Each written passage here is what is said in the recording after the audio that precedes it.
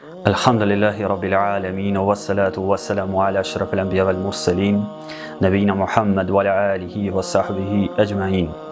Fillimisht Allahun e madhëruar e falenderojmë, prej tij ndihmë dhe falje kërkojmë, këndovëzon Allahu Azza wa Jalla në rrugë të drejtë, në rrugë të vërtetë, s'ka kush që humb, dhe kënd Allahu subhanahu wa ta'ala ala në humbje me drejtsinë e tij absolute, nuk ka kush që uzon posti.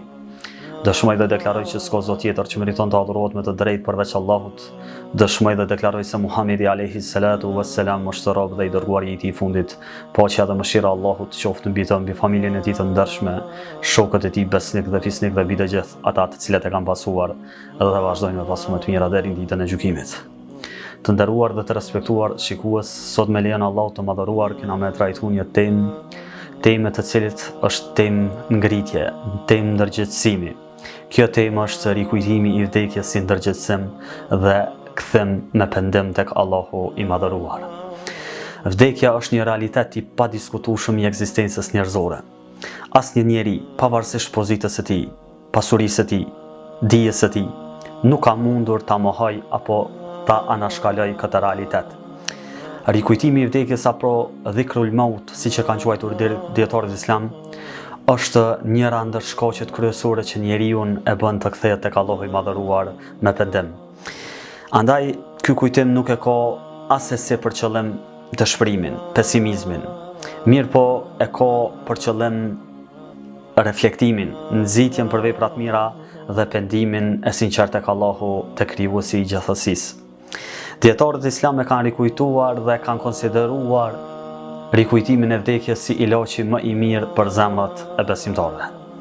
Allahu i madhëruar thot në Kur'an: "Kullu nafsin dha'iqatul maut, thumma ilayna turja'un." Thot Allahu i madhëruar, çdo shpirt do ta shijojë vdekjen. Pastaj tek ne keni për të kthyer të gjithë. Allahu i lartë madhëruar po na potencon këtë ajet kuranor se çdo shpirt i cili jeton në jetën e kësaj bote e ka përfundimin e saj. Pavarësisht çfarë pozite e ka, madje edhe më të dashurit e tij edhe pejgamberët, madje edhe më i dashuri Allahut Azza wa Jall, pejgamberi i fundit Muhamedi alayhi salatu wassalam, krijesa më e privilegjuar e Allahut të madhëruar. Andaj çdo krijesë e ka përfundimin e vet. Sikur po don më na tregu Allahu i madhëruar se edhe ju e keni përfundimin e juaj. Edhe ju do të ktheheni tek on shumë shpejt. Gjithashtu, qëllimi i vdekjes është që Allahu i madhëruar të na provoj neve. Allahu i madhëruar thot në Kur'an: "Alladhi khalaqal mauta wal hayata liyabluwakum ayyukum ahsanu amala." Thot Allahu i madhëruar, e kam kriju vdekjen dhe jetën t'ju provoj se cili prej juve jeni më punë mirë. Njëra prej arsyeve se pse ka përmend Allahu i lartë madhëruar vdekjen para jetës është se Allahu i madhëruar para se me i kriju krijesat e tij i ka shënuar të gjitha ato të cilat do të ndodhin. Pra prej fillimit të lindjes së tyre e deri në përfundimin e tyre, nga se ne kemi qenë inekzistent. Andaj Allahu i madhëruar na ka bërë ekzistent.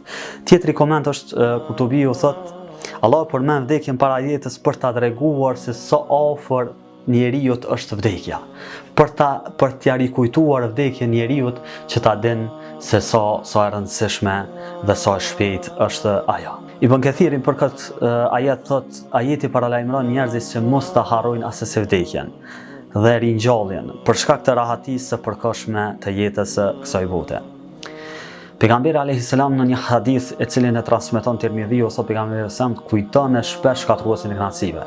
E shkatërruesi i kënaqësive është vdekja. Ka se njeriu në jetën e kësaj bote mund të arrijë shumë gjëra, shumë pasuri, shumë pozitë. Mirë po, nëse e rikujton vdekjen, ai e kupton se të gjitha këto të cilat i posedon e kanë barimin e tyre.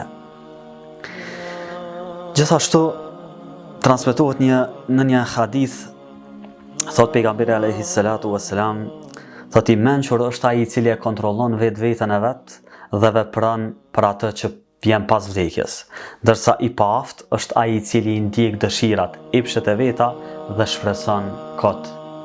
Thot pa bër asnjë vepër tek Allahu subhanahu wa taala.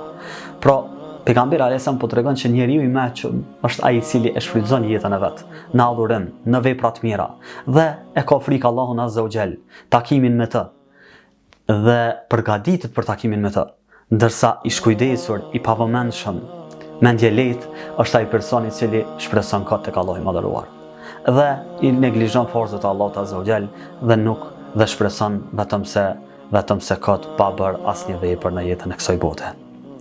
Edhe e mashtron sigurisht veten e vet. Ibn Qayyimi rahimullah thot, mjafton që kujtimi i vdekjes të jetë mësues, sepse ai t'i zbulon edhe brishtësitë më të mëdha të zemrës tënde dhe ta kthen zemrën tënde nga e përkohshmja tek e përjashmja. Pra, kujtimi i vdekjes të bën me i hulumtu në zemrën tonë çka ka diçka të cilën e ke bë synim kryesor përveç adhurimit të Allahut të madhëruar. Dhe ju ke bë, me thënë, rob i qasojna. E andaj, rikujtimi i vdekjes bën me kuptu që kthimi të tjetë tek Allahu. Andaj edhe ty të rizgjon që me adhuru Allahun subhanahu wa ta'ala dhe të largon nga e përkohshmja dhe të qënë tek e përjetshmja. Gjithashtu, Ibn Taymija rahimullah thot, rikujtimi i vdekjes është mënyra më e mirë për t'i përmirësuar zemrat.